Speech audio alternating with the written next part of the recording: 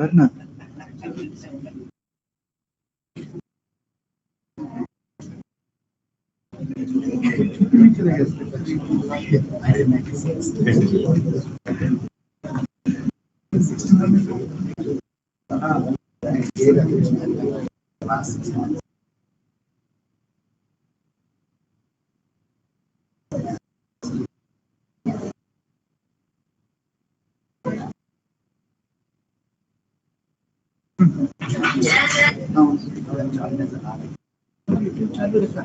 Yes, yes. Very good. Very good.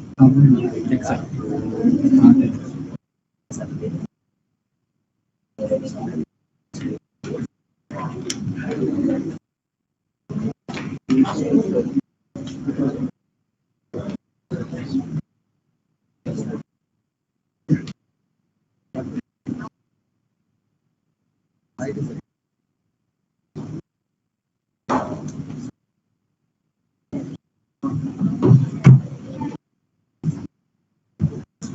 Namaskar. A very good afternoon to one and all present here. On behalf of IMS Pune chapter, I, Divya Surendran, heartily welcome you all to this national seminar jointly organized by IMS Pune and IITM. First and foremost, I welcome all the dignitaries present here to kindly take their seat on the dais. Dr. R. Krishnan, Director IITM, Sri K.S. Hosalikar, Chairman IMS Pune Chapter, also Head Climate Research and Services IMD Pune, Dr. Rupkumar Kohli, President IMS National Council, and our today's special guest, Dr. Vijay Tallapragada, Senior Scientist, Chief of Modeling and Data Assimilation, NOAA.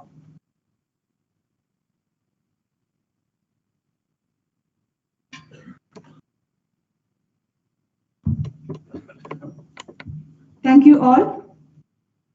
Now I request Sri K.S. Hosalikar sir, Chairman of IMS Pune chapter, to deliver his welcome address.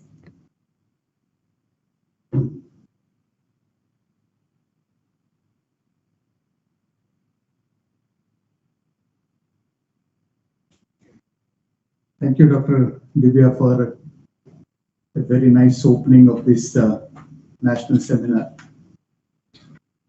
I take this opportunity to welcome Dr. Vijay Tallapragada.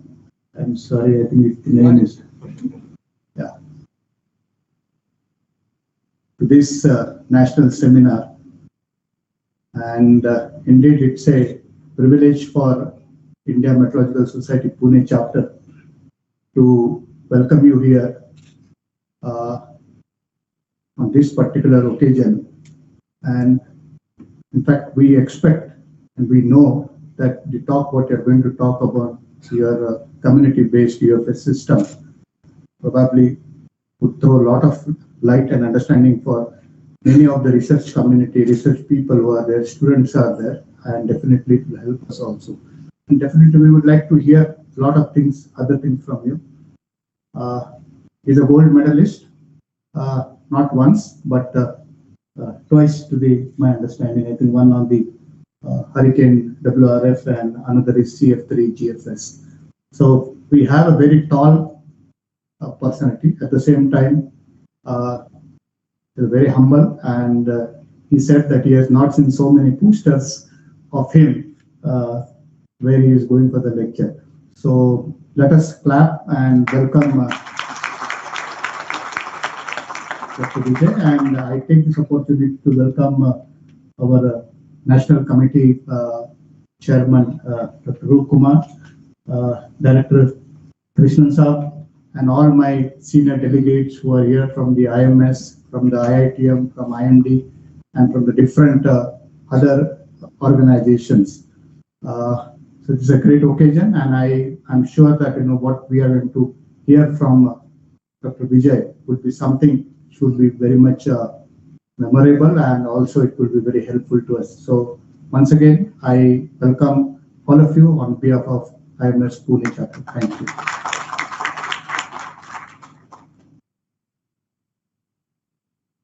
Thank you, sir. Thank you for the warm welcome address. Now I request Dr. Rupkumar Kohli sir to deliver his remarks on this event. Thank you, Divya. Good afternoon, friends. It gives me great pleasure to welcome you all for this national seminar jointly organized by IMS and IITM. And actually, I'm really pleased on many dimensions. That's because Vijay and I share our academic roots in Andhra University and also his early career in IITM, though he's much younger to me and he is, of course, belongs to another generation in my perspective. In fact, I've not been in touch with Vijay for many years after he started his career in the US, but I have been closely following his remarkable progress and his achievements that Dr. Hosalekar has already highlighted. And it's really a pleasure for me to actually have him deliver his IMS IITM seminar. And in fact, this year I happened to meet him twice, once in Geneva and another time in Silver Spring, where he really expressed his desire to be connected to the Indian community and share his knowledge and experience, which is really nice of him. And in fact, we look forward to his very cutting-edge research talk on his recent work, and that we are really looking forward to that. And on this occasion, I also would like to express our deep gratitude to Dr. Krishnan, IITM Director, for readily agreeing to co-host or co-organize this seminar, which is actually, I think, a good tradition that we should continue after the 2-3 year gap with the pandemic. I think now we are beginning to see people physically meeting and enjoying and benefiting from this type of seminar. And I also would like to take this opportunity to welcome our friends who have joined online for their interest in attending this seminar. And in fact, the IMS, one of the main objectives is to actually promote meteorology in all its spheres. And the seminar of this type is one of the key activities that actually helps us to fulfill that objective. And IMS is really proud to host this seminar. And I welcome Vijay for joining us. And also another piece of information that I would like to give is that Vijay had joined as a life member of IMS recently, which is a great thing, and we really look forward to his contributions as a full-fledged life member of IMS, and I welcome him on that occasion as well. Thank you. Thank you, sir, for your words. Now, I request Dr. R. Krishnan, Director IITM, to address the audience.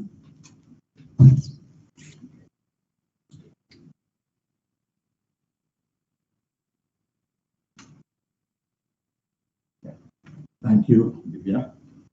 So, dear Dr. Vijay Tallapragada, Dr. Hosalekar, Dr. Rupkumar, all the distinguished colleagues, hearty welcome to all of you.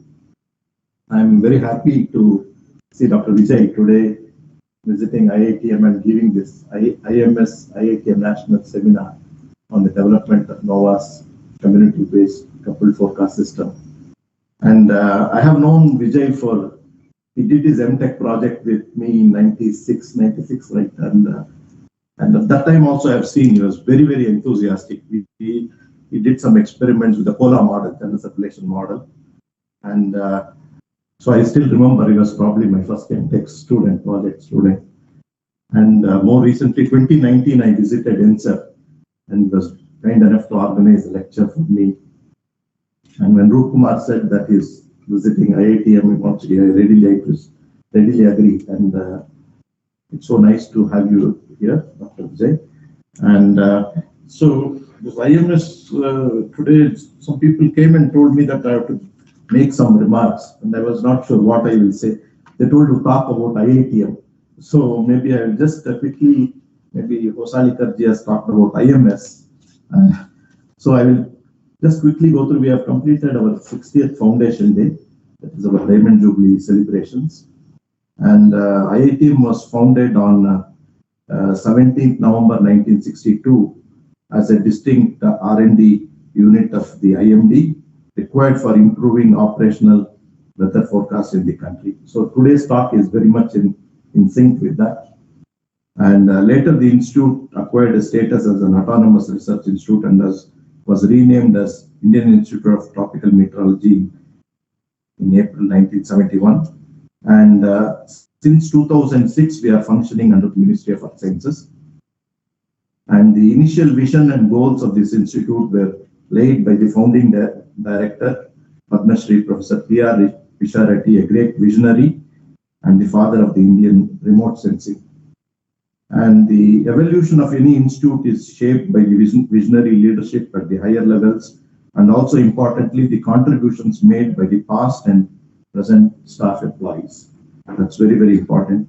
And with this vision to be a global center of excellence through basic research and development on all aspects of the tropical atmosphere-ocean coupled system required to improve the weather and climate forecasts, IITM has constantly strived to enhance India's R&D capability to address cutting-edge scientific problems in tropical meteorology and atmospheric sciences.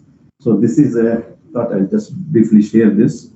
And today we are very, very fortunate to have you on the 60th year. And it's very timely that we have this IMS IITM National Seminar. And as Dr. Kumar was telling, we should have this more frequently. And so with these few words, I would like to once again welcome Dr. Vijay.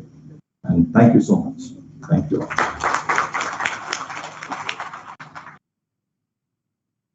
Thank you, sir.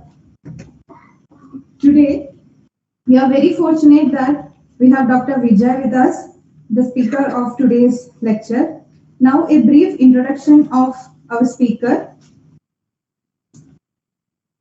Dr. Vijay Tallapragada is a senior scientist and chief of modeling and data assimilation branch of NOAA's Environmental Modeling Center, leading and advancing the development and operational implementation of community-based numerical weather and climate prediction system within the Unified Forecast System framework.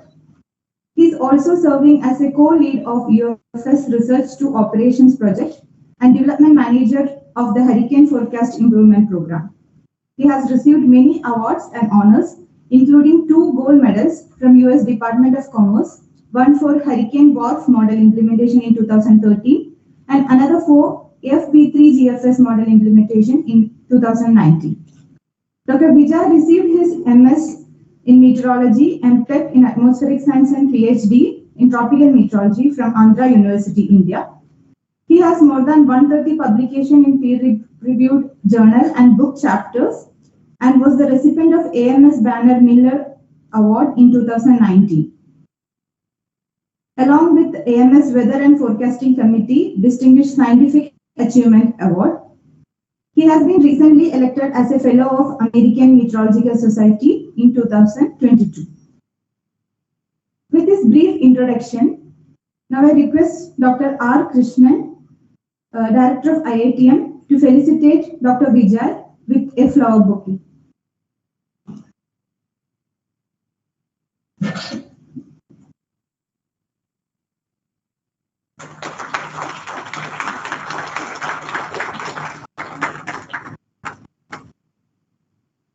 I request Dr. Kumar to felicitate Dr. Vijay with a shawl and a coconut.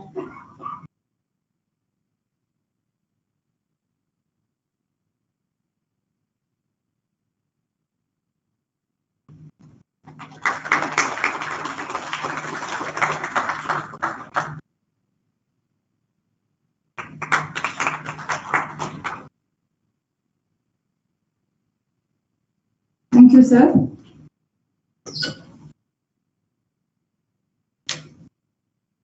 Now I welcome Dr. Vijay for delivering his lecture on development of NOAA's community-based coupled unified forecast system for research and operations current status and future plans. Welcome, sir.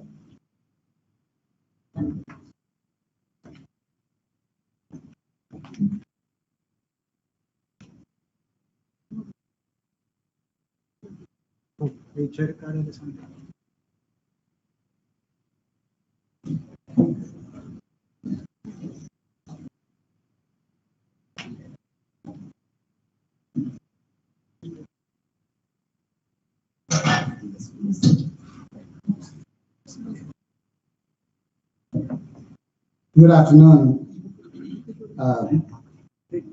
Thank you so much for all that happened in the last few minutes. It was kind of, I'm still in a shock, I would say. You know, we don't do such things for people who come to hear us. And I thought I became like that and expected nothing. But this is something very nostalgic and heartwarming. Thank you so much, Dr. Krishnan, Dr. Kumar. And this is something that I have not expected, let me put it that way. And this is, coming to Pune is like coming back to home for me, because this is where, even though we were born and brought up in Andhra and started our studies and education there, the real exposure to the science and the challenges and the opportunities, I personally enjoyed, appreciated, and took the challenge on me, as well as took the support from many colleagues from IITM, including my distinguished advisor, Dr. Krishnan, who opened the doors for me to do research. And then, until then, you know, exams and writing exams and getting some marks, that's the only way we can advance in our studies. That was the only thing. But opening up to the research and showing the path to the future, before I even go into the outline, I will say my first exposure to NWP and supercomputing happened right here. We were running, as Dr. Krishnan mentioned, I was doing my MTech thesis and working on VCM simulations for summer monsoon, one good monsoon year, one bad monsoon year, and look at the sensitivity of cumulus convection parameterization on the summer monsoon prediction. That work, I still remember, I'll only mention very briefly. I wrote my thesis and gave a copy to Dr. Krishnan over probably a Thursday or a Friday. I was poor in English. I have no experience writing that long, and analyzed the results. And I was able to make some plots, that analysis of those results, what were shown, including the stream function velocity potential plots that we were not taught in our regular curriculum. So I still made my effort, and I thought that thesis would go into a dustbin. But instead, it came back to me with a lot of changes, obviously, but so nicely commented and put together, you know, revised my thought process in such a way that I was able to follow how to refine it. You know, he didn't do the work, I can tell you that, but he allowed me to refine it in such a nice way without saying a single bad word, or, you know, you know how people generally react to a poor presentation. But he was so kind to me, and that increased my motivation and commitment to continue my direction. And you can see the history of it. My first publication actually is with Dr. Ramakrishna, along with another contemporary for me, Dr. Nagaratna, who is now director of IMB in Hyderabad. We both worked on two different projects, one with Dr. Soman and one with Dr. Krishnan. And Dr. Ramakrishna helped us to compile those two, and we published a paper in 1998. That was my first journal publication, peer-reviewed. And so I owe the origin of my career in academics and the molecular prediction and supercomputing to this place, IITM. And then I moved on to Florida State, where I learned spectral modeling and so many other things under Dr. Krishnamurthy, who unfortunately passed away a few years ago. He was my true mentor. I would definitely owe a lot to him, along with all other my teachers, including Professor Bhaskar Rao, Ramakrishna, Dr. Krishnan, and so many other people. But the journey continued as a research fellow here and also at Andhra University. both for CSIR and DST, and then research faculty at FSU, Hurricane Task Lead until 2010, and then became government person at US, Hurricane Team Lead in 2010. And during that time, I came here 2012 to give my last seminar at IITM, and 3,650 days exactly today. 24th December 2012, 4 o'clock, I gave a talk, not in this building, but in the Warabmira Hall, on the hurricane wharf, because I was developing that model at the time, and IMD adopted that as an operational system here. We implemented that model here, so we continued doing that. And then I became Chief of Global Modeling, thanks to Professor Dr. Bill LaPenta, who was the director, who also unfortunately passed away. And then Mike Farah, the current NCEP director, wanted me to take over all the modeling and data assimilation activities in the United States for the Weather Service, including air quality, coastal, tsunami, ocean, air quality, everything that comes under the Weather Service area of responsibility. And earlier this year, I was promoted to senior scientist. It's a rank in Weather Service. We have two non-supervisory executive positions. One is senior leader, and another is senior scientist. We have about 6 senior leaders and 2 senior scientists in Weather Service, and I'm the second one. The other one is for Office for Weather Prediction, Water Prediction. So that's, I would say, a rare recognition for scientist who doesn't belong to originally US or even did a PhD in US. Of course, I did my work at Florida State, but Andhra University provided me with the degrees. So this is a place where I think, the College Park campus that Dr. Krishnan visited a few years ago, that place is really open for people across the world. The place is meant for community participation, collaborations, and we made not only the buildings, but people and facilities and knowledge to be shared to many in the community. And that's the focus of my talk today. And also, thanks to Dr. Rup Kumar, I'm proud to be a member of the Indian Meteorological Society. I got my lifetime member certificate. Thank you. And also, as nicely said, I also recently got elected as the Fellow of American Meteorological Society. The award will be given in Denver next month. And I also wanted to say that not many operational weather forecasters or modelers get that. Only academic people and private industry generally are favored for that. But thanks to my nominators who trusted in my capabilities, this recognition, I believe, is a true lifetime achievement for me, beyond the gold medals that were mentioned. So I value the recognition from the peers, unsolicited recognition, I would say, and that definitely is valued much more than the rewards that I get because of my team's work.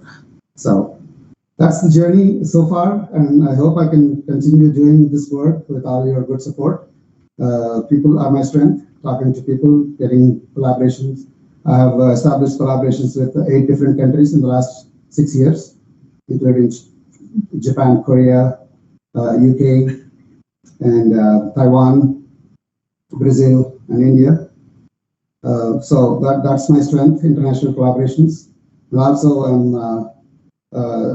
the co-lead for the UFS R2O project, that is the research to operations, and we have a huge community.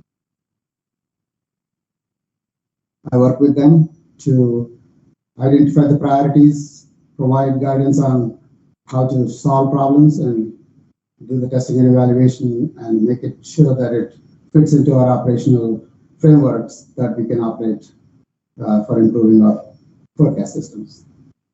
So we all know traditionally weather forecast models are all atmospheric models, and they serve the purpose, but as the demands grow and as the issues related to interactions with other parts of the Earth system are dominating the sources of errors, it is obvious that we need to think of Earth system modeling for not only the climate prediction, but even for the short range and medium range and seasonal, sub-seasonal prediction. So all time scales the entire Earth system modeling approach is warranted from scientific point of view as well as from service point of view. But we all know at the same time, different processes are dominating at different timescales. So even though we can put holistic representation of all components and their interactions, we may want to be also selective, because as we add more complexity, we're also bringing in more uncertainty. None of these components that you are seeing on the screen are well observed, are well understood in their own way. That means we don't know how to properly represent the physical processes that I wouldn't say properly, in a sense, not adequately described in such a way that they can be used for predictions. So we have to make certain balanced approach, but in order to do that, we have to have a framework. We have to have some mindsets that put together to identify the priorities and move on with our service needs. Just like any operational center, US has been serving a lot of customers that serves from life and property all the way to ecosystem, health, environment. And we have timescales on the vertical axis here, from warnings, alerts, coordination, like the tornado warnings and tornado watch, to hurricane, the tropical cyclone warnings. And then for the medium range, we provide the forecast that have a little bit more advanced notice on impending weather hazards. We do threat assessments for longer timescales, long-range forecasts. And as we go into the 2-week beyond, it's only mostly guidance and outlook, not necessarily a forecast that is actionable in terms of deterministic output. So these are some known parameters that we wanted to address. But in order to get all of these done and also worry about the forecast uncertainty as the timescales go up, we designed multiple systems. All these names that you are seeing, some of them probably are very familiar to you. The GFS is the backbone for NCEP forecasting. We have the CFS, the Global Ensemble Forecast System, multi-model ensembles, ocean models, fire weather, hurricane, space weather, so on and so forth. They all come with their own individual dynamical cores, physical parameterizations, data assimilations. Some of them may be common, some of them may be very different, but they all try to do the same thing, provide a future value if the current value is known, or provide the predictability or the range of uncertainties using the ensembles. And I don't need to preach to the choir here. If you have to maintain 200 different models to do your job, you need to have 20,000 people, because that's the level of effort each system demands to continuously make advancements. And people are the biggest challenge here, and the resources to maintain them. So it is not sustainable, but we have been doing it for the last so many years, and we add new systems because some new requirement comes, and in the process, we don't necessarily worry about how it impacts the rest of the production suite or how long we can sustain that. So we went through a thought process. There is a science advisory board for NOAA, and also if UCAR community advisory board. They both provided us feedback on how to collapse those multiple different systems into a single system. It's not a unitary model like unified model that UCAMET office runs. It is a system of systems that we can support for addressing all these timescales, from seasonal all the way to nowcasting, and take care of global, regional, hydrological, and other special applications that we have to cater to. And the product that comes out, you don't need to know which model is providing it, but the product should be an ensemble product that gives you the representation of uncertainty. It should have reanalysis so that people can calibrate the forecast and do added value. For that, we need reforecast. So that's a kind of a foundational refinement of our operational production suite and gear the research community towards addressing this grand challenge. So this was recently published in BAMS, well, it's not in review already, it's published. Louis Cellini, our ex-director, along with Rick Spinrad is our current administrator, McLean, ex-OER chief. Bill Lapenta, I mentioned he was ENC director and then became NCEP director. They all formulated this process. You have NOAA here, academia, private sector, community modeling, co-development, collapse these 21 different systems into handful, about 8 applications. So that's a huge reduction. And even for these applications, they all share the same framework and components. So the driver is simply the infrastructure to put all of them together, harness the community contributions so that we don't necessarily do redundant stuff.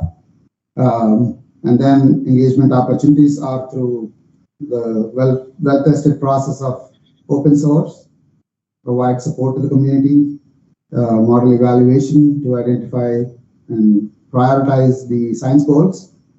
And we have a steering committee, we have application teams, and we have working groups who are formed to organize this whole unified forecast system. The strategic plan is not just to do software engineering. That only serves part of the problem. Science goals are the real issues that drive the entire enterprise here. And these are the ones directly came from the forecasters' feedback, where they really wanted us to reduce the near surface biases. I've been talking to Surya earlier today on the land surface, how critical it is to address the biases, because we know very little in terms of how the land reacts to various forcings, including the vegetation and land use and all other parameters that influence the place where we live on. So new data types, we are taking so many observations from satellites in situ, all how they can impact our forecast skills. A coupled component capabilities need to be there so that the system can be in a single framework that serves all needs. Physics is important, but more important is consistency between physics and dynamics. Ensembles to determine the uncertainty, and also they highlighted space weather application to be brought in. That means the dynamic core should be able to cater to 600-kilometer model tops where you have to deal with 2,000 meter per second winds or higher super hot temperatures, which normally our shallow water equations or 20 equations do not handle. So these are the requirements that were provided, that partners with our collaborators and forecasters feedback. So all that we have to do cannot be done internally to support the community, because we have our responsibilities. The day job is to provide model forecasts to our users and customers. So we wanted to establish a new center to engage the community and provide the support. It's known as EPIC, the Earth Prediction Innovation Center. It's a virtual center, but it provides access to all our codes, gives resources on the cloud so that you don't need to worry about the HPC constraints, and be a catalyst between the community research and operations so that all the screening that needs to be done to harden the codes and do the preliminary testing and evaluation can be done outside of our environment even before it comes to us. So that's the goal, community engagement and cloud views through EPIC. And so this is like an investment in the future. There is Neil Jacobs, our ex-administrator, designed this beautiful diagram here. This is the R2O funnel. The low readiness, a fundamental research is happening at the top of the funnel, and it goes through various stages before it reaches to a stage where it can be transitioned to operations. We sit at the bottom of the funnel. That means we are receiving all the inputs from the researchers and the community, and then we send it to our operators to run the models when we upgrade them. But that's not all here. We have the rest of the community that has their own the way of doing things, like the academic research and teaching, industry, individuals, other government labs. So what we did was to create an ecosystem where everybody uses the same code base or same common framework, and each have their own way to contribute to it. Some people will work through EPIC, some people directly go to GitHub. Real-time observations will be added as well to support or accelerate the research that's needed to make better use of those observations. So it's still in the conceptual stage, but we are already experimenting on that. We created a project called the UFS Research to Operations. This is a funded project so that we can better organize the community engagement. It's about $13 million a year. Initially, we put a 3-year project. Now the 4th year is going on. It's jointly supported by all NOAA line offices. And that really is a game changer, because here you will not see IITM, IMD, NCMRWF, NARL. You only see application teams, development teams. And they can have membership from any organization within NOAA or outside of NOAA. You see 2 people listed for each of those teams, one from NOAA and one from non-NOAA. So we deliberately wanted non-NOAA participation in this process. We have 3 people, myself, Jeff Whitaker, and Jim Kinter. You can understand how even the leadership is distributed among the research, operations, and community, academic community. And we have project engineers and project sponsors. So we initially are focusing on these 3 applications: the medium range, subseasonal to seasonal, short range weather, predictive allowing models, and the hurricanes.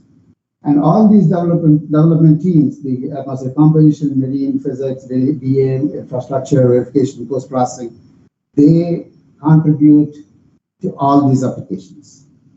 So we no longer have silos where only one team does only one aspect of it. So this cross collaboration has really accelerated things that need to advance our science as well as our readiness levels to transition to operations. So this UFS community and EPIC and R2O project, these 3 are working together. It takes time. Don't expect miracles to happen. We are breaking some cultural barriers here. You know, people are used to do their own way, like GFDL, for instance, in NOAA, does not participate in this UFS yet, because they wanted to take some more time to understand how it fits in their mission goals. Some other people don't want to do it because they don't have any stake in it. So there are so many other aspects that prevent people to participate, but at some point, people will realize they will be left behind if they don't join this bandwagon. So that's how we're trying to advocate and nurture all inclusive and diverse community in this same framework. The guiding principles are, again, founded based on the science, evidence-driven development, coordinated development, open source, absolutely no hiding of anything. You write a code, the next day it is in the open source. We established a CI/CD pipeline, the continuous integration, continuous delivery, a more agile software development framework taken from the industry. That means very rigorous regression testing to make sure everything works before it is committed to a repository. Prototyping and testing, that means you can develop as many prototypes to do the testing and evaluation and then push the science into the main trunk, and that provides the baseline for the next person to come in and improve on. So as I mentioned, we have the global medium range weather, regional short range weather, hurricanes, and some air quality and space weather as demanded by our forecasters. These are currently being actively developed, and the current systems, the GFS version 16.3 that was just implemented in November, it has an upgrade to the earlier version, but only for data assimilation. It has no coupling with ocean or ice, it is only coupled to waves. Likewise, the ensemble system, the GEPS V12, the current ensemble system, also has no coupling with ocean and ice, but is coupled to waves, one way, they're not interactive.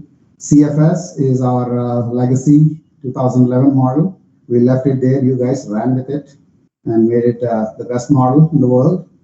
But we unfortunately did not have a mechanism to take it back from you. So that's probably the hindsight. We could have done this R2O effort 10 years ago so that we have a sync of exchange of knowledge as well as improvements in a more sustainable fashion.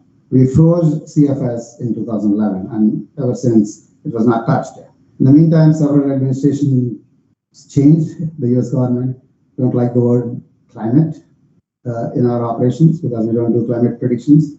So the guidance is to rename CFS to SFS, the seasonal forecast system, because essentially we are only providing a season in advance.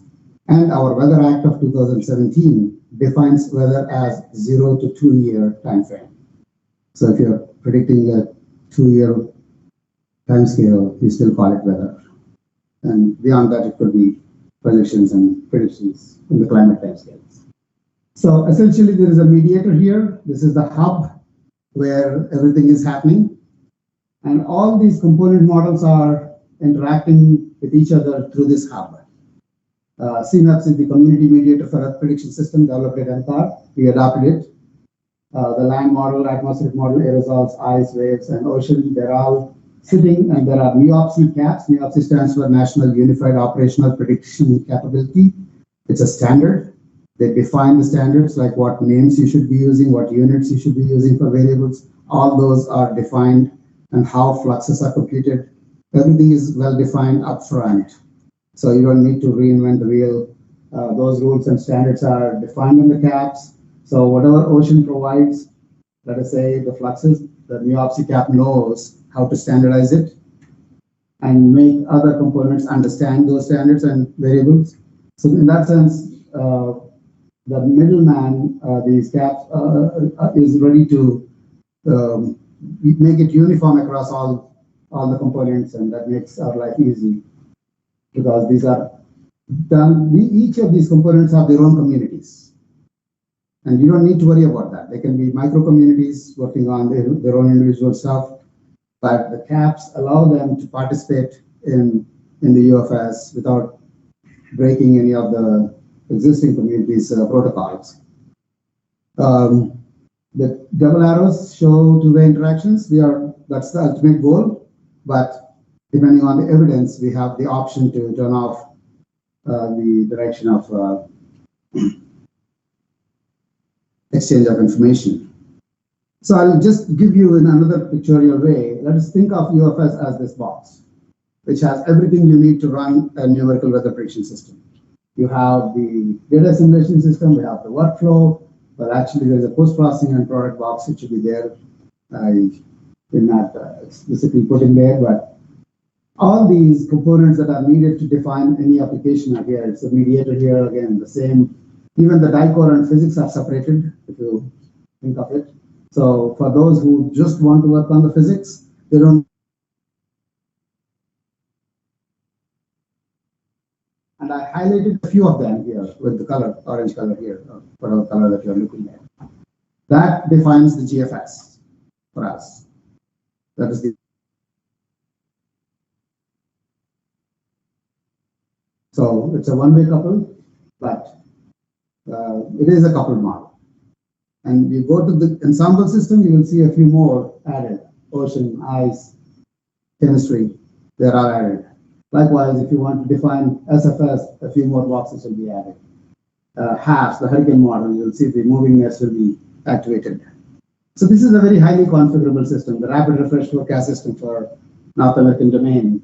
Only a few components because you don't need all of them for short range weather. This is the air quality model. This is the postal application where all these atmosphere related are silent. Space weather application, you activated the IPE, deep atmosphere model. So those are the kind of flexibilities that we are putting in this unified forecast system to advance our science as well as make our goals towards future operational implementations. This is the actual timeline, notional schedule.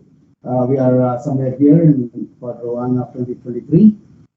We just put in GFS version 16.3. We are taking the time to develop the next version of the GFS, which is not going in until 2024, because we are doing this testing and evaluation. We wanted to combine both GFS and the ensemble system in single implementation. There can be two different applications, but they will be joined to hip to hip. We do the reforecast for every ensemble update. So that's another time sink or resource sink for us, but we have to plan for it. Coupled reanalysis and reforecast production for subseasonal and seasonal. You don't see the SFS implementation in this chart because it only goes out to 2026. So we still have one more year after this to put the SFS. Likewise, all the regional systems you are seeing here on the left will be collapsed into one regional rapid refresh forecast system. The two hurricane models are combined into one. There are still some other applications that we have to maintain. Eventually, they'll also become part of the bigger systems. So we are increasing the complexity for sure, but making advanced progress in advancing our capabilities so that we can capture multiple applications at the same time. Physics is a major focus area. We are migrating towards double moment schemes for global applications. Thomson scheme will be implemented for JFS version 17. Stochastic convective organization in the convective scheme, and also optimization for the CAPE, which is found to be underpredicted in GFS. A lot of improvements in PBL, turbulence, gravity wave drag. We are unifying the convective and orographic and non-orographic and orographic gravity waves. NSST, the near surface sea temperature, and also we are moving for aerosol climatology to MERA2. Land surface model will be NOAA MP. And some results that show that all these changes are working to our favor in improving the biases that we have seen in our current operational systems. Land model development, it is an ongoing work, which is of higher importance for us. NOAA MP is our future. As I mentioned, we have separate canopy structures, separate tiles for vegetation, wet soil, groundwater transference storage, prognostic vegetation. We are also including the lake models into the land so that the freshwater and river runoffs along with the lakes can be represented more accurately. Hierarchical testing approach from single column to all the way fully coupled system. And there are a lot of metrics that are developed to understand whether we are making improvements or not. So Mike Barlage, the original developer of NOAA MP, is now with EMC, is leading that effort. Aerosols. This is growing importance of aerosols because of a lot of things that are dependent on it, like the forest fires, the wildfires, and then the biomass emissions, the fossil fuels. It's hard problem, computationally expensive problem, because each tracer is a prognostic variable, and as you increase the number of prognostic variables, the cost increases exponentially. The coupling, just the radiative feedback of global aerosols through GoCart adds about 70% more cost to the same atmospheric model without aerosols. So you can imagine how expensive it will be. But for the subseasonal seasonal prediction, we have evidence that predictive aerosols have a much higher skill for weather prediction. That means they are impacting our seasonal, subseasonal forecasts more meaningfully. And so we are trying to at least include radiative feedback and then work on cloud interactions or cloud feedback in the near future. We have a lot of work that's going on in this area, representing aerosol distribution, not only just the air quality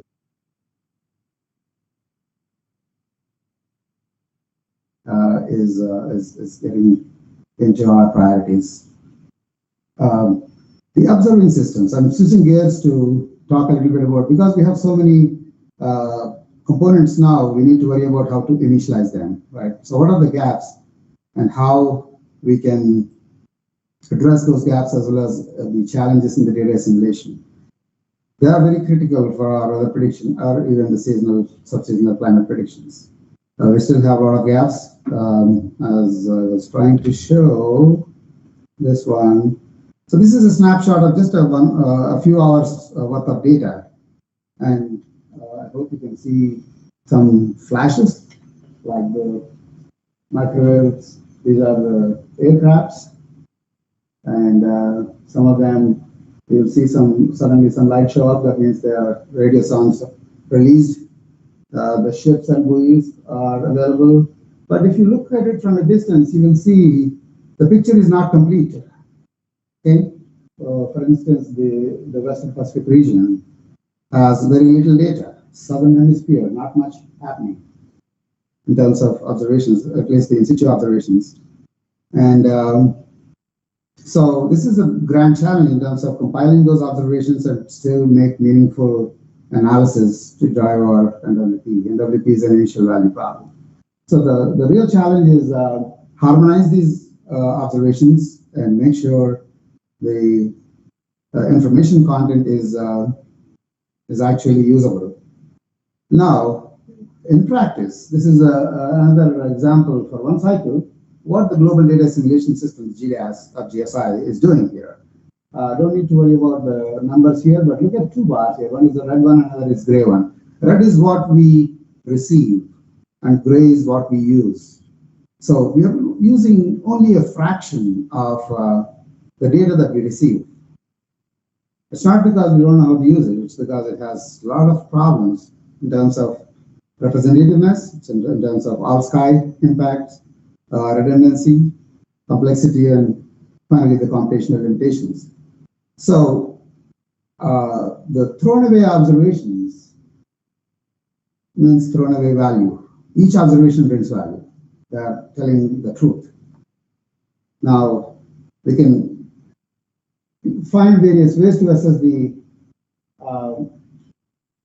impacts, with each method having pros and cons without telling the whole story. But the point is, we need to do something collectively.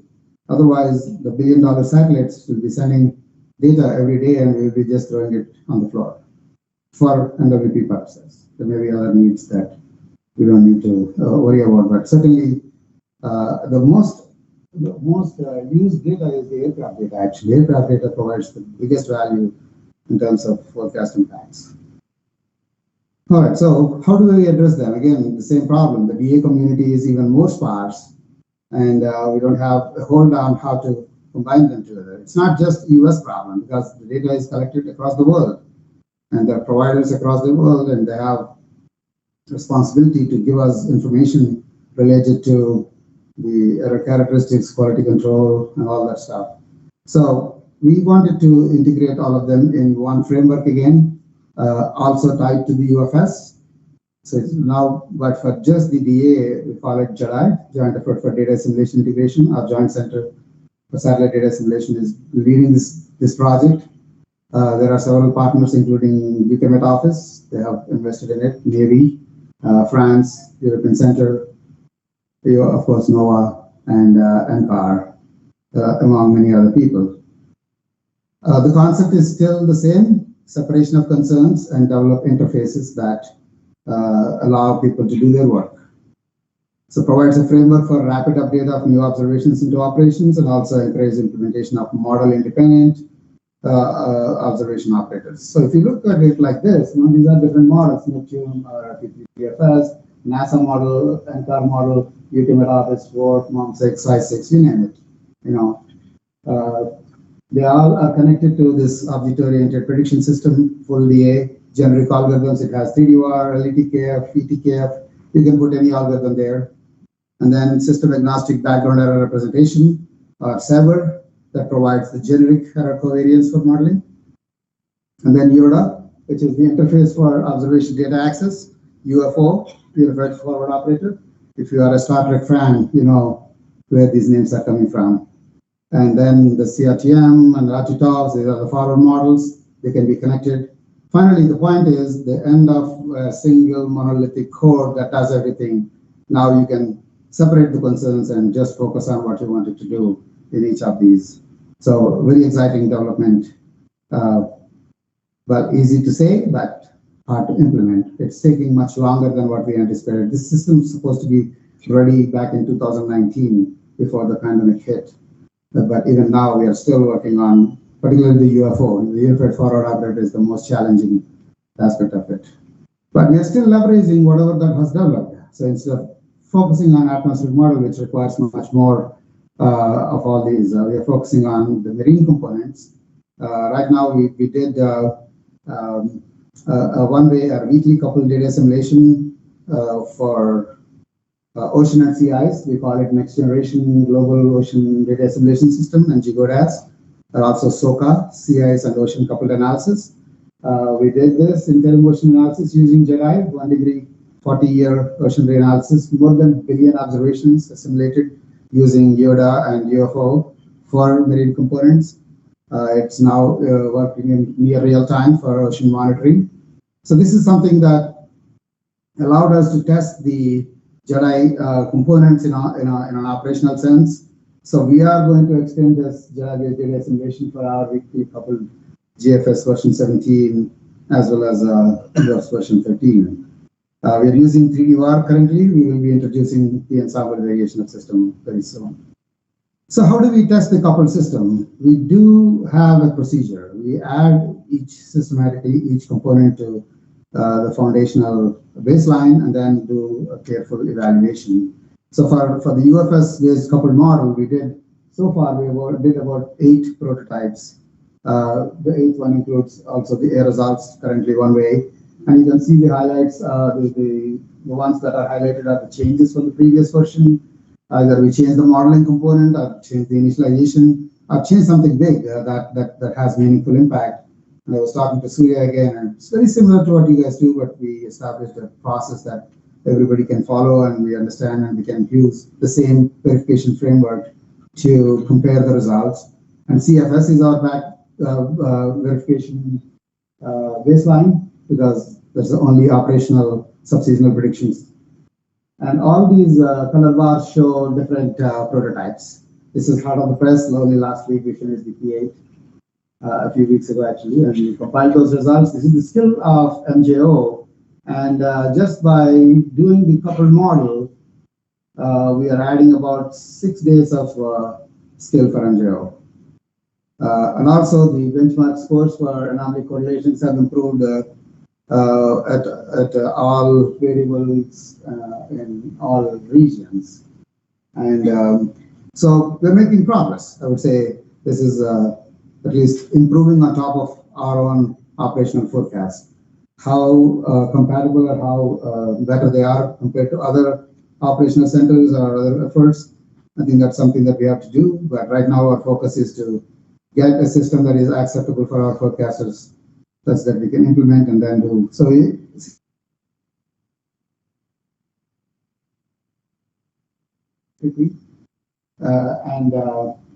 the UFS, definitely the coupled system that we developed has much improved skill in terms of retaining the ice for the Alaska. And the red here is improvement with respect to CFS for both ocean and ice. And we are also doing the ensemble prototypes, because we have to really produce ensemble systems that provide the equivalent of the gaps. So 4 different prototypes, EP1, 2, 3, 4. The first one is the baseline with appropriate perturbations.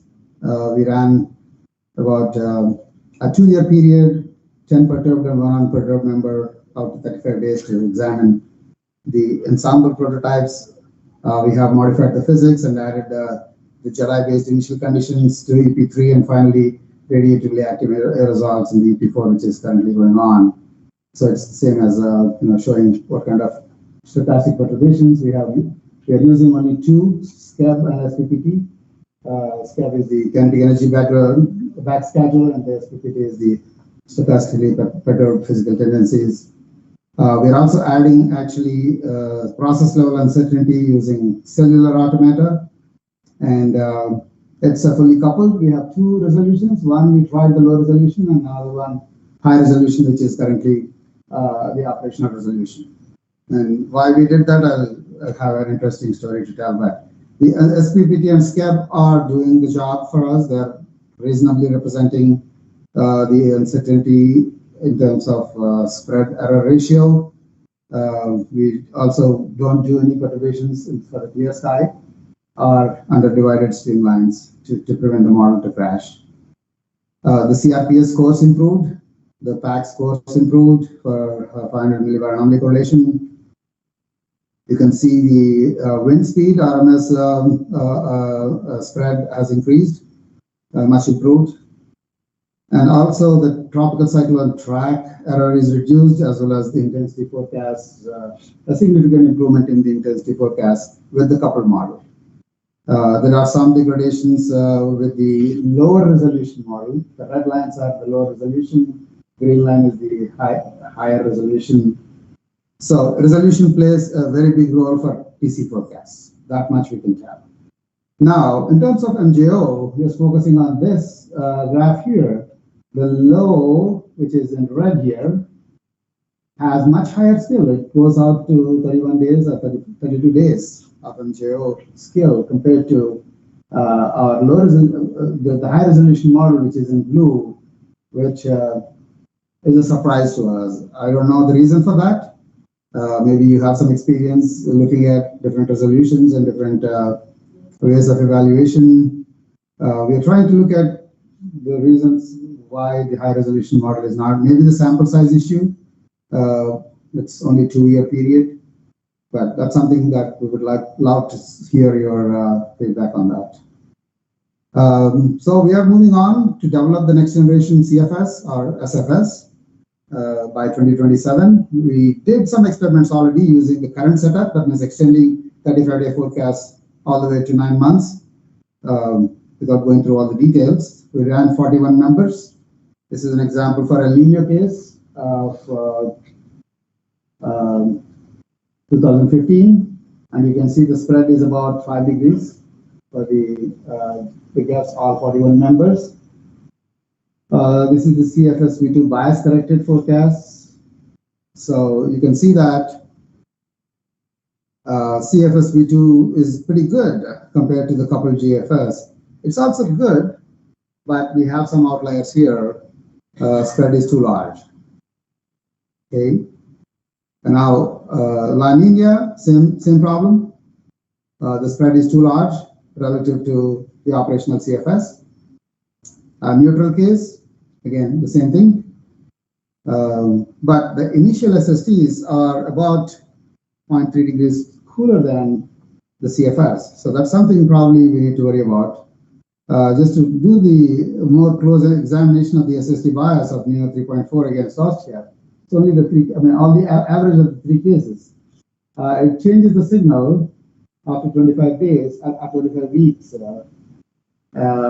Almost in all cases, there is a shift in the signal, which is good. From summer to fall, but from summer to fall, all 3 experiments have cold bias.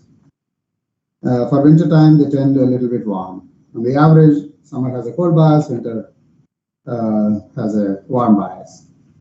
So we need to understand the biases more carefully and look at it from both system perspective as well as from process level aspects of interactions that we are trying to do.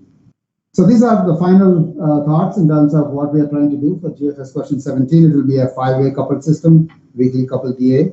The GDAS potentially will go with JEDI. We have an option to use GSI, JEDI jointly, JEDI for the marine components and GSI for the atmosphere, but the plan is to move towards fully JEDI-based data assimilation system.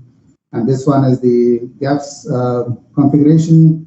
We are in the process of generating the reforecast. The 30-year reforecast will start early next month. That is required by our stakeholders so that we can do the calibration and validation. But instead of generating our own analysis, we are replaying our model to ERA 5 or AS5 because we don't have enough computing to do the reanalysis, which we expect will come in the next couple of years. So the priorities: fully coupled system modeling for seamless predictions from weather scales to all time scales, representation of process level uncertainties, high resolution ensembles, coupled DA, multi-decadal reanalysis reforecast.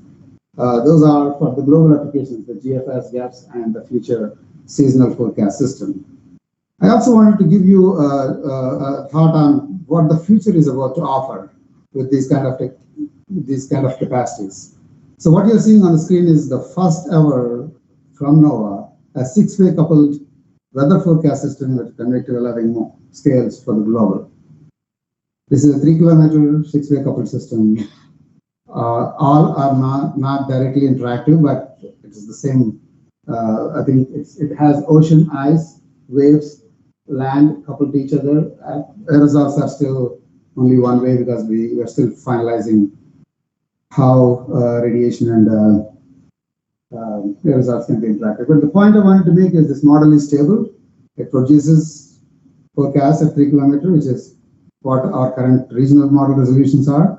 It has a beautiful representation of the tropical cyclone. This is done by none other than Murthy, a single man who was able to do it without anybody's help. He's a great guy. We'll be losing him end of this month, and it will be a big loss to EMC and to the NWP community.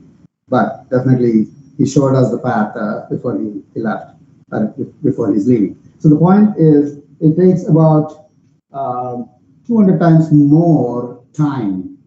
Like instead of 8 minutes, it takes 8 hours to do this run in a meaningful way, which is not, for 1 day forecast, it takes 8 hours. Our requirement is 8 minutes for operations. So they're nowhere close to, it's an order of magnitude more expensive. But maybe someday we will have exascale computing or quantum computing or something that will help us go in that direction. Or maybe the cloud is the solution where they can easily give us that kind of resource. So we will be looking forward to it. I still did not leave my affiliation to hurricanes, but that's not the focus of today's talk. But I still wanted to show we're making tremendous progress in converting our WRF-based NMM-based systems that 10 years ago I gave a talk. It served the 10-year purpose. The life cycle is now changed. Now we are developing the FE3-based moving nest system fully coupled to the ocean and waves is now ready to transition next year into operations. It will be called HAFS, the Hurricane Analysis and Forecast System. 2 versions of it are going to be implemented. And not to boast myself, but I contributed a lot in developing the moving nest and also coupling to the ocean and also addressing some discontinuities across the interfaces of the nest and parent boundaries. So I'm still doing my coding and experimentation. I did a real-time forecast for Mando's last week's tropical cyclone using HAFS. The results are as good as, I would say, H4, if not better. So, final thoughts, UFS R2O. We have a website where you can get a lot of information. You just type UFS in your Google UFS R2O and you'll get all the details. It's unique. We have a community site where everybody is welcome to join. We have webinars, we have mailing lists to join, and we have town halls at AGU and AMS. So many ways to learn, if not engage immediately, learn about this process and see what attracts you, what excites you. As I mentioned, the codes are open. The sources are it's all in the open source. We have user forums that exchange knowledge and also help each other in the process. You can choose any of these or all above. You know, the world is the sky is the limit. We have Epic Portal, which allows you to do the same thing in a container, take it to the cloud, and run your experiments, write your papers, move on, or contribute and give us back anything that you want to do, no questions asked. That's how we do our development, and we have a town hall in Denver, AMS, if you want to attend that, that's also there. So I wanted to stop here and thank each and every one of you in the community who are participating in the process.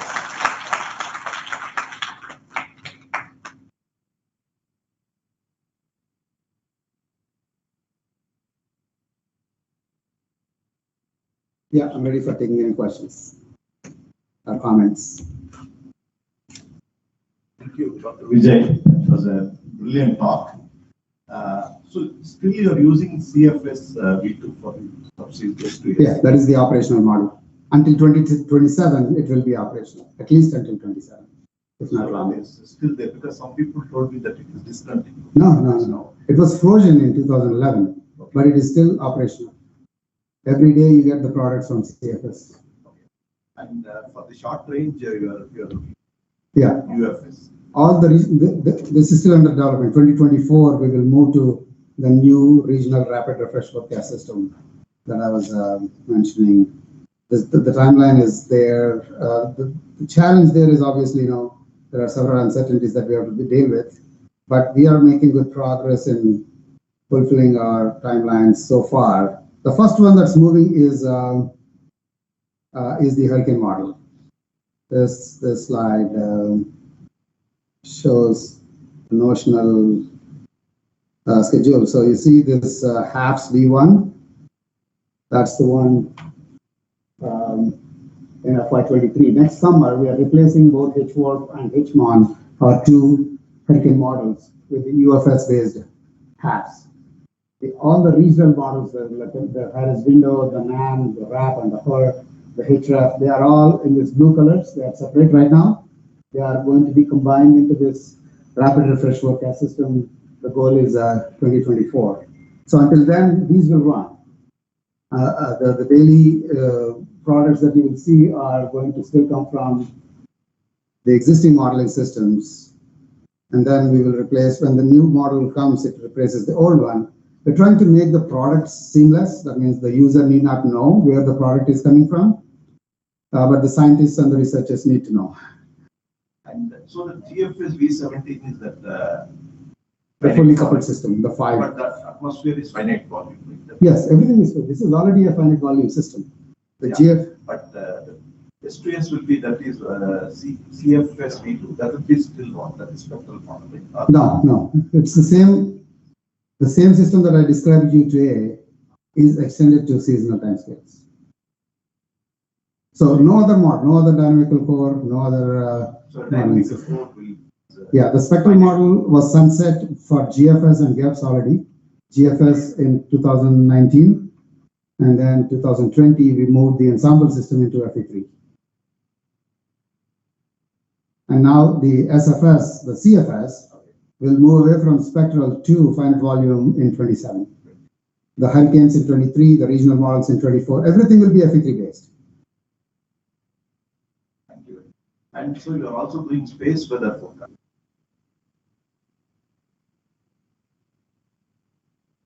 3D thermodynamics in the upper atmosphere using unified dynamics, variable RNCP approach, and connected to ionosphere, plasmasphere, electrodynamics. Thank you, Dr. Vijay. Thank you, Vijay, for that very inspiring and really excellent talk. I am just curious to know whether annual to decadal prediction is not part of UFS, or is it intentional, or is there any other plan? It's, I wouldn't say it is intentional. We don't do operational climate predictions. That is not in our mandate. Our mandate is up to 9 months or 1 year, one season in advance. So only GFDL has the mandate to develop the climate models and do the future projections and predictions. And the models that we use, like the FE3 and the MOM6, they both came from GFDL. So they are contributing to the UFS. Whether they use the same framework that I described to do decadal predictions is not known today. We're still working on seeing how this framework benefits them, because they're already developing advanced models in their own framework like FMS. So do they benefit from this UFS? It's a philosophical question. It's not about the technological limitations. And because Weather Service doesn't need climate models in operations, it's a lower priority for us.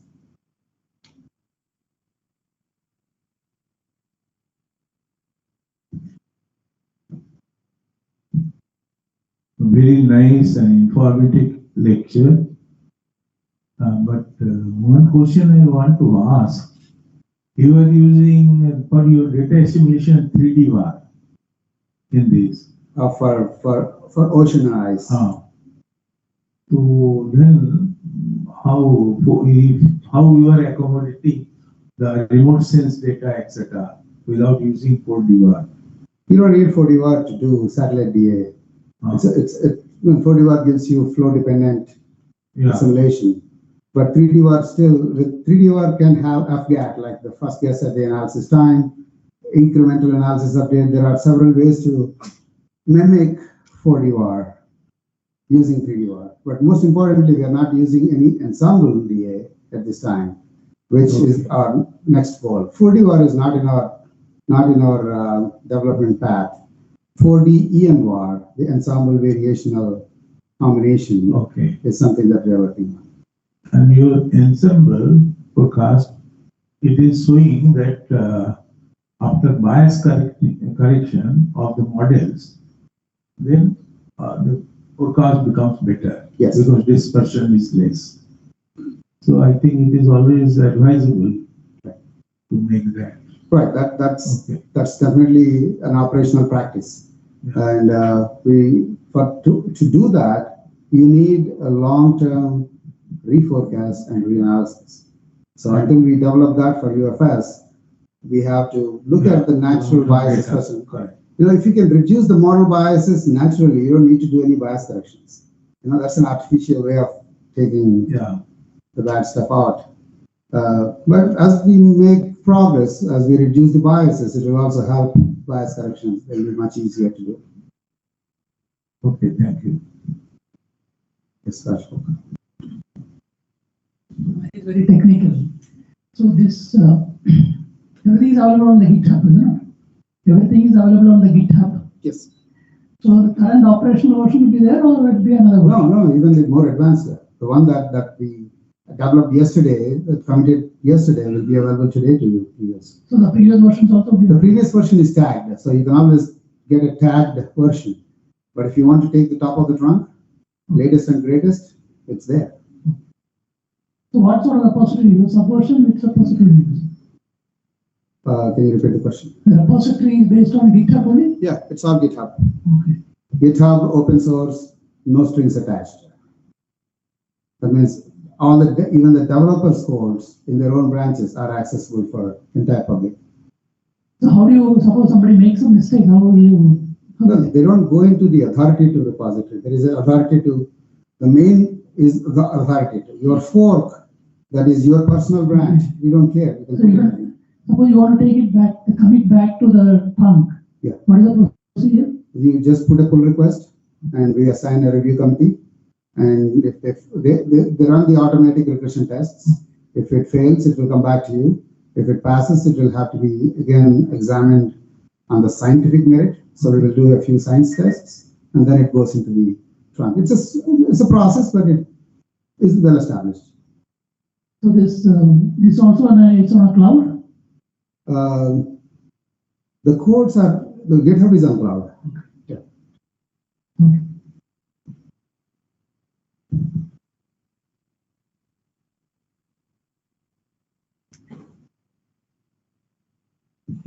Hello Vijay, very nice, hearty congratulations and a very nice talk. And I have a question regarding your one of the data sets that you are using, especially the aircraft data over. You have a lot of aircraft data over the United States and Europe, but none over I don't see much of the density over other regions. So, but however, aircraft data is very crucial for, and it adds a high value to the assimilation. So, why is it so that you don't have are they? So there are two things, right? There are flights here too. There are so many, Exactly. even more aircrafts flying here than probably any part of the world, but they are not equipped to transmit the data, Okay. or they may not have the instrumentation. So this is a collective industry level decisions, and we are even ready to purchase the data because of the value of it. So collectively, we need to make that case to our respective governments to make sure each aircraft can send those reports back to But GPS. US aircraft are also coming here, right? Yeah, they're only- All kinds of, from all countries. So how is it possible that there is absolutely no data? No, there are a few. Maybe during the 3 or 4 hour period, you may have, that's not the entire story, right? I only give you a snapshot. But globally that would be a lot. Yeah, right. So the value of GPSRO data is known. The profiles from the commercial satellites. So that's one. And then the next one is obviously the aircraft data, which has tremendous value. Well, it not only gives you the flight level data, but also the information on along the route.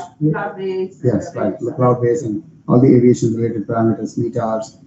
The other challenges are how to make use of the microwave and the geostationary. They are continuously available. We're trying to bypass the system here. Because we cannot use the satellite data, we are asking the question, why don't we get the aircraft data? Why don't we release more balloons? You know, that's probably not the solution. We cannot fill each and every grid point or each and every region with in situ observations. Yeah. So the remote sensing is the solution, but how to make best use of it? You know, we're trying to now use AI ML techniques to extract more value from them, improve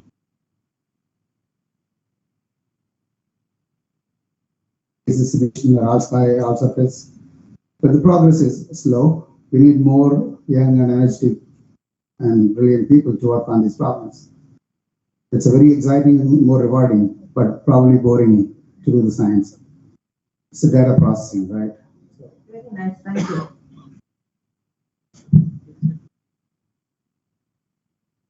I think there's an online question. Oh, okay.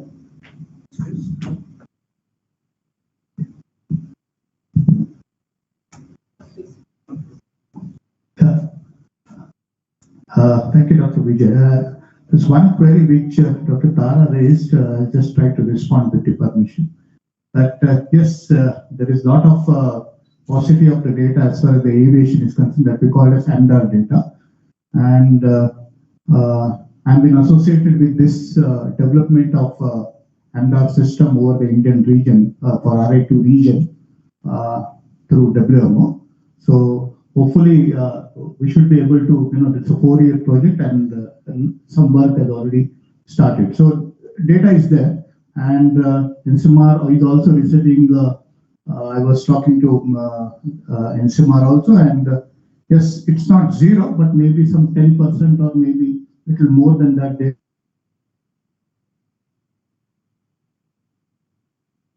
two small queries rather, I should say.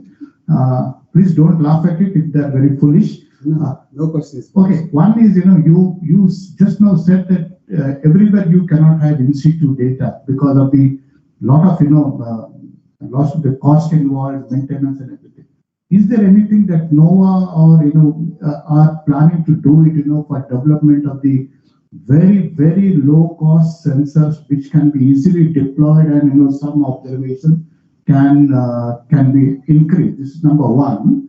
And number two, question, because you are an operational forecaster, I should say. In India, when the forecast goes wrong, you know, sir, it's very difficult situation for, you know, for me and for our IMD people and even IT people. You know, a lot of, you know, pulling is there.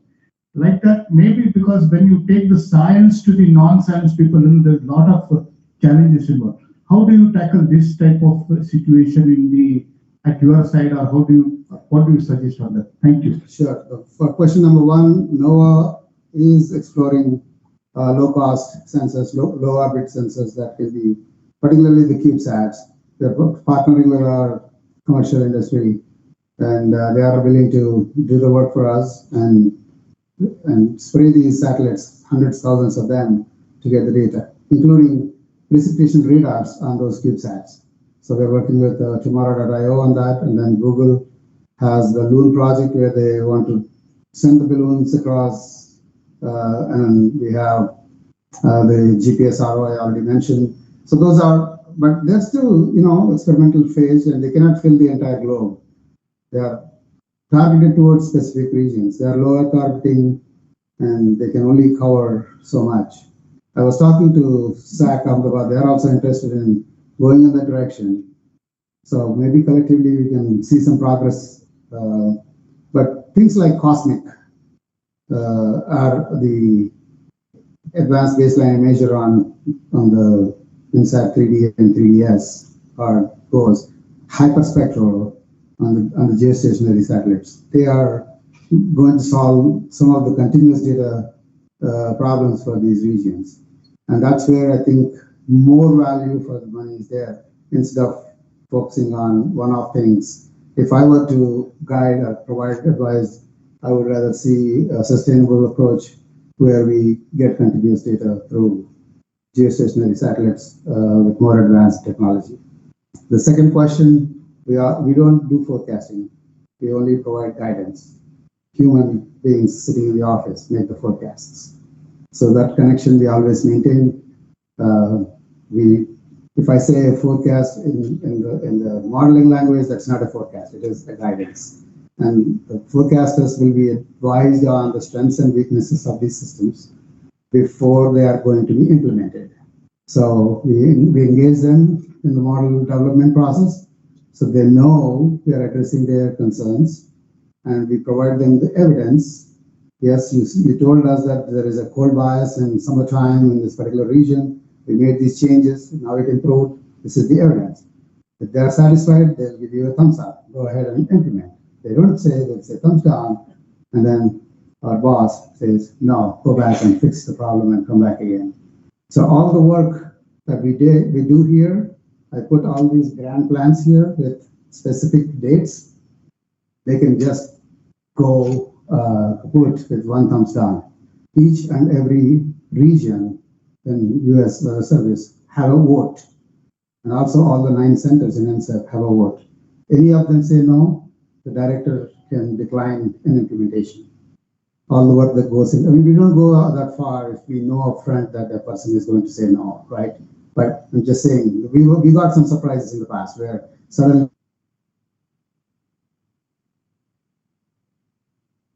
stuff, they care about Guam, Micronesia, in the Southern Pacific.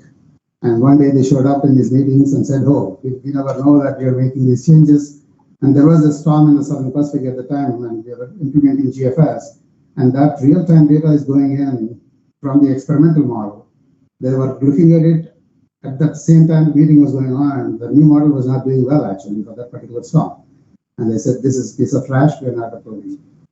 So we had to hold that implementation for another 6 months to make them look at all the retrospectives and do more case studies. So that's the value the forecaster has. All we do here is to make your life easy. And so the primary customer is our forecaster, and then the general public and other people. So that connection we always maintain. Okay. So, Dr. Vijay, there is a query by Ashish Mitra online. He asked that any plan for decadal prediction with the FP3 based UFS system? Yeah, I think I partially answered the question to Dr. Krishnan and Dr. Kumar. The same model can be run to any time scales, provided we have necessary, ingredients. And as I mentioned, GFDL developed the primary components, the ocean and atmospheric model, and they are running the climate models for decadal predictions. Nothing is stopping us to do those experiments, but that is not the focus. Our focus is only up to seasonal timescales in this effort.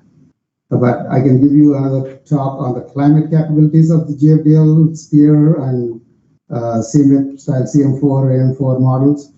They also use the same components, equivalent components. They are running the model for predictions and projections for climate. Okay, so he continues to ask as well, the HIF, will it replace the HWRF? Yes, both HWRF. We have 2 hurricane models. One is called the HWRF, which we all know. The other one is the HMON, which only works in the NHC basins like the Atlantic and the Eastern Pacific. They both will be replaced by the new FE3 based HAFs that is being tested right now and will be implemented next June for the hurricane season, which also provides data for North Indian Ocean. And so you will see new products coming in next year onwards. One more query that the computing power required for such model, I think you already mentioned in your talk. Right. So we have a new computer with 15 petaflop capacity that was recently acquired in June. You see the gray box here, the moratorium. That was when we were transitioning from old computer to the new computer. So the moratorium ended in June. Now we are on the new supercomputer built by Cray, 128 cores per node with a 512 gigabyte memory, half a terabyte memory on each node. So it's a huge system. But our projections by end of 2025 is that we saturate the new machine. From 4 petaflops, we got 3.5x, and that is not enough to meet our UFS demands. So more computing is needed. Yeah, I think also a lot of appreciation from the online viewers, Tyagi-san, etc. said. Thank you so much. Really appreciate it. Thank you very much, sir, for your very nice excellent lecture. I have just one question regarding the Indian region. Actually, your EFS model that you are using for the seasonal forecast, what is the skill for this actually in the Indian monsoon region? Well, we didn't look at it from the precipitation point of view. We only looked at the large-scale indices like the MJO. The data is there on AWS, all the prototypes that I was mentioning. I didn't put the link here, but the data is sitting there. You can easily get the data and do it yourself. If you have tools how to do it, then you can use the. If you pay a little bit, Amazon will give you the tools as well. But the point is, the data is freely distributed, even though it is experimental and not vetted by even our own people. That's another way of engaging people to develop the diagnostic capabilities. Have more pairs of eyes looking at the data, and so please feel free to talk to me or write to me. I'll be able to give you the location where the data can be accessed, and collaborate with us in understanding and probably writing papers or anything that helps us together.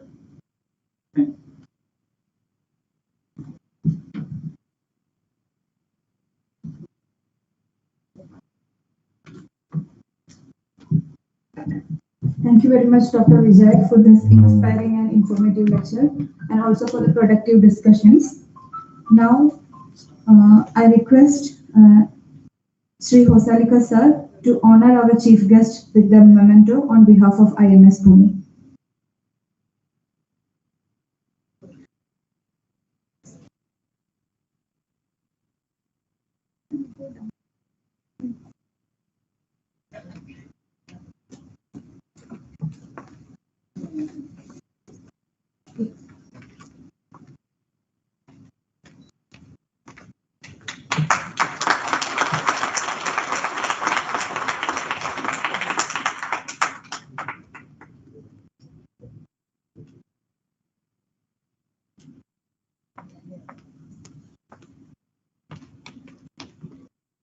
I request Srimati Archana Rai to deliver the vote of thanks.